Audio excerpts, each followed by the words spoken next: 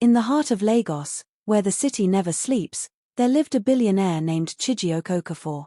At 38, he was one of Nigeria's wealthiest men, the CEO of Oakwood Holdings, a company with investments in real estate, oil, and technology.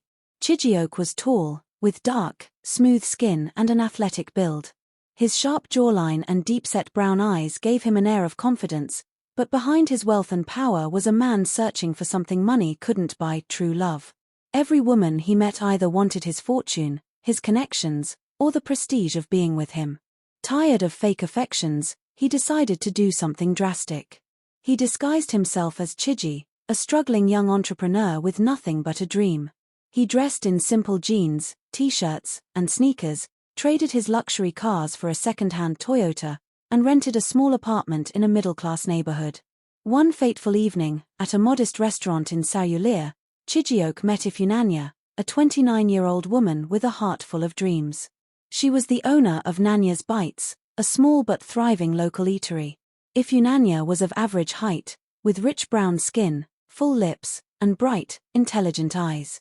Her hair was styled in thick, natural curls, and she carried herself with quiet confidence. Ifunanya had experienced hardship, losing her parents at a young age and raising her younger siblings by herself. Despite her struggles, she remained kind and hardworking, believing in love but not easily fooled by smooth talkers. Chiji walked into her restaurant one evening, drawn by the aroma of jollof rice and fried plantain. "Good evening, Ma," he greeted politely. Ifunanya looked up from the counter. "Good evening. What can I get you?" "A plate of rice and chicken, please. And a bottle of water." As he ate, he listened to Ifunanya's conversations with customers. She treated everyone with warmth, offering free meals to struggling students and greeting elderly patrons with respect. Fascinated, he returned the next day. And the next. Chijioke introduced himself as Chiji, an aspiring businessman trying to start a logistics company but struggling to secure funding. Ifunanya found his humility refreshing. Unlike the flashy men who tried to impress her, Chiji was down to earth. He never complained about money, never showed off, and always listened attentively. One evening, after closing the restaurant, they walked together under the city lights. "Why logistics?" she asked. "Because I believe in connecting people, making life easier," he replied. "But it's been tough." She sighed. "I understand struggle. Nothing comes easy." Over time, their friendship deepened. Chiji helped her at the restaurant, fixing broken chairs and running errands. Ifunanya found herself drawn to his kindness. But she also worried, could she trust him? One day, Ifunanya's landlord threatened to evict her if she didn't pay an increased rent. Chiji wanted to help but feared revealing his true wealth too soon. Instead, he encouraged her to apply for a business grant.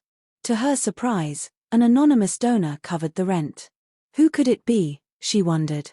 Weeks later, Chijioke's secret nearly unraveled when Ifunanya saw him talking to an influential businessman at an upscale hotel. Suspicious, she confronted him. "Who are you, really?" she demanded. Chijioke hesitated, torn between love and truth. One evening, he invited Ifunanya to a private estate. As they arrived, she gasped. "What is this place?" "My home," he said softly. She turned to him in shock. "You're rich." "Yes.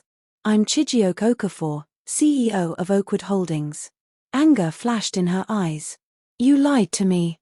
I wanted to find someone who loved me for who I am, not for my money." Tears filled her eyes.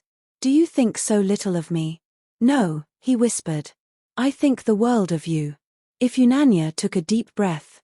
She loved Chiji, not for his wealth but for his heart. But could she trust him again?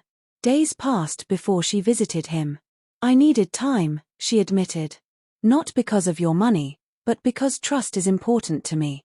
Chijioke nodded, understanding. "I'll spend my life proving I'm worthy of yours." She smiled, taking his hand. "Let's start with dinner." And so, their love story began, built on truth, respect, and the one thing money could never buy: genuine love.